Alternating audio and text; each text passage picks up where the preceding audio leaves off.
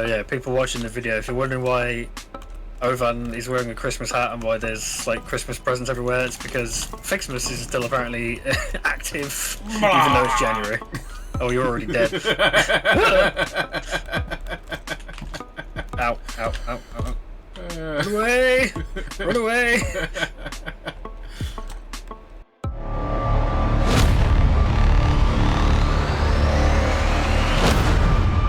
Well then, hello there. Hey there folks, Ovan the Wise here, and welcome back to Satisfactory. Now, I've uploaded a couple of videos in the past about Satisfactory, one of which is kind of a highlight of some of the clips you're going to see from today's video, but a lot of what you're going to see from today's video is brand new content. So I am doing a series with Tidmouth Milk, and he is a wonderful content creator and is a creative just like me. Now, if you're not familiar with Satisfactory, well, I'm going to let Tidmouth take the wheel on this one because he did a way better job explaining it than I think I probably could. But what is Satisfactory, you may ask? Satisfactory is an early access factory building game where your goal is to use the resources of an alien moon to progress through an increasingly complicated tech tree. From simple belts to rovers, trains, and even flying drones, we will use whatever we can to conquer this planet's plentiful resources, so long as the locals don't stop us first. But with that out of the way, what is our goal for this series? Well, both Ovan and I are rather aesthetically minded when it comes to building, so I'm sure there'll be plenty of building tips and design ideas throughout.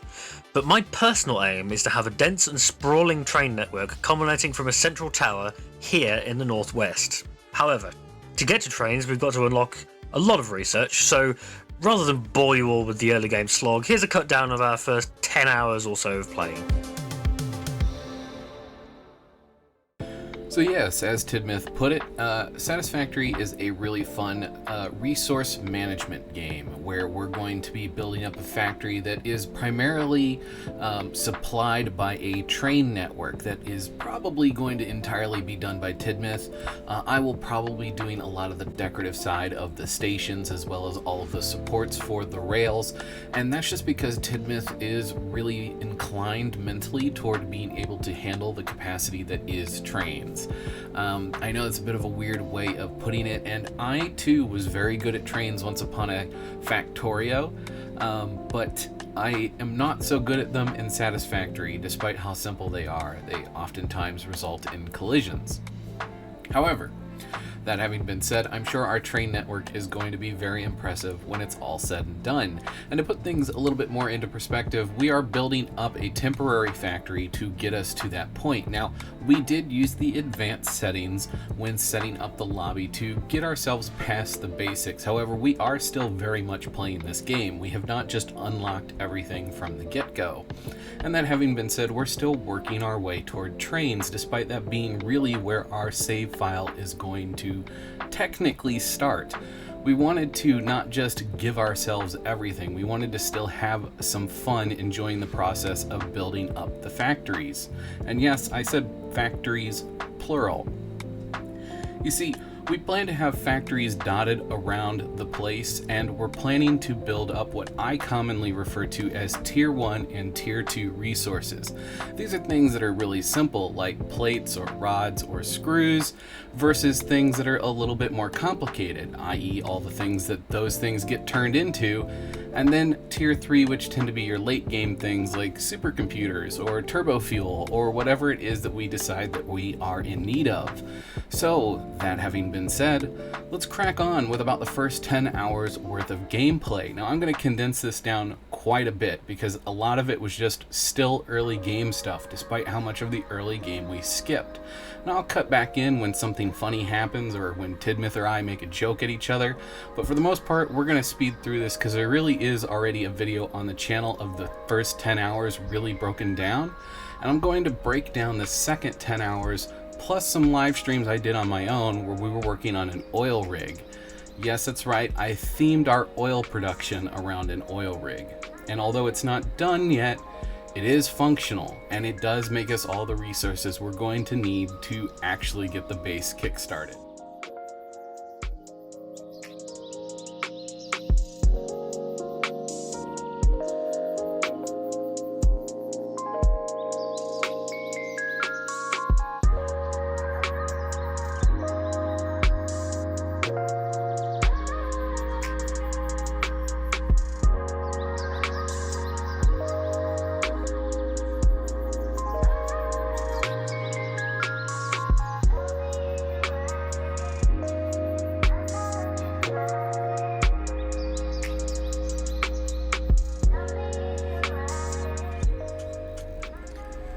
I think that's one of my favourite things about like the radio stations in like GTA games. It's just like the funny like radio advertisements.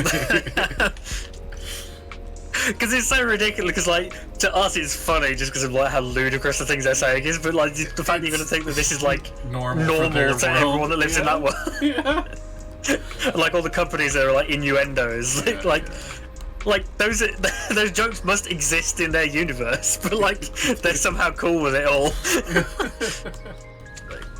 Enjoy Rusty Brown's Donuts. I can't remember what the name of the company's called now, but it's like they got like a bunch of like testimonials from like people on the street. One of the guys just says, you know, sometimes I like to wear women's clothing. It's got nothing to do with the I forgot about. I crashed. Yeah, I noticed. It not only that, but it crashed the Discord, but it also crashed my VTubing software. Yeah, I just had this stream up on my other screen and it just went green with nothing.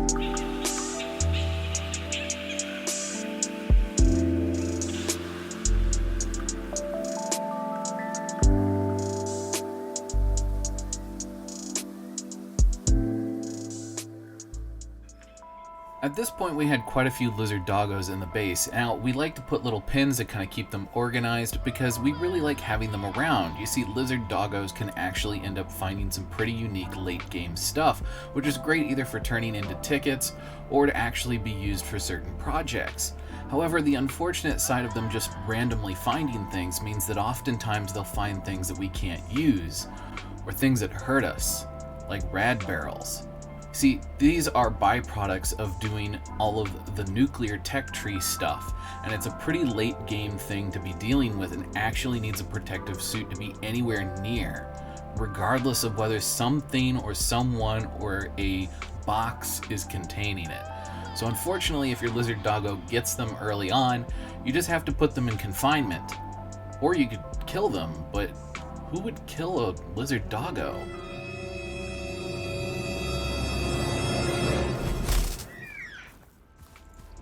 I'm a terrible person. I accidentally killed this doggo. I saw something moving. I saw something moving in the long grass, and I panicked, swung at it with my sword. I think he's still breathing. I can pet him. Who's a good boy? Wake up, puppy! Who's got brain damage? You do. Yeah.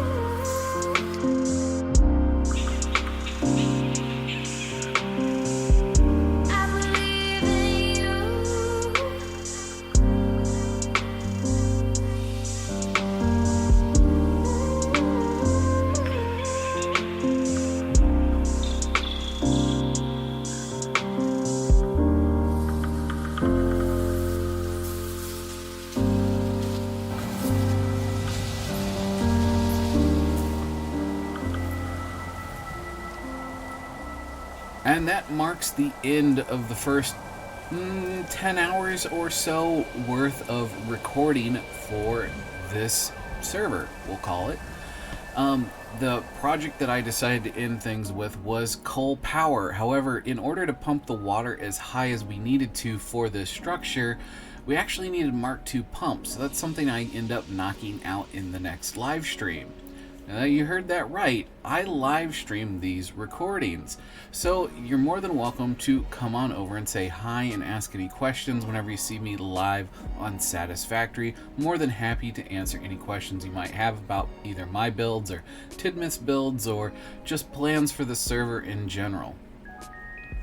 In any case, the overall plan for this is for it to last us hopefully until we hit nuclear, which means that we may end up adding 2, 3, maybe even 4 stacks of these coal burners on top of each other, which is one of the main reasons I haven't started working on the facade that's going to go on the outside of things.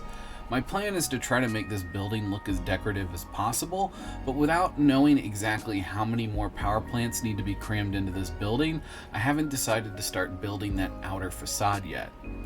In any case, there's about another 10 to 15 hours worth of footage involving building things up for doing oil production and getting plastics and rubber on the go. Not a whole lot interesting really happens in those streams, so I'm actually just going to condense those down, and I'm going to run high-speed footage at 10 times speed. I know that may not be the most interesting thing for everyone, and I know some of you may want me to go in depth and explain things, and I'm definitely going to do that going forward on some of our builds, but I actually don't think my oil rig build is going to last us as long as we need. I do think I'm going to have to do oil production again somewhere else in a much larger facility in order to accommodate our final mega factory.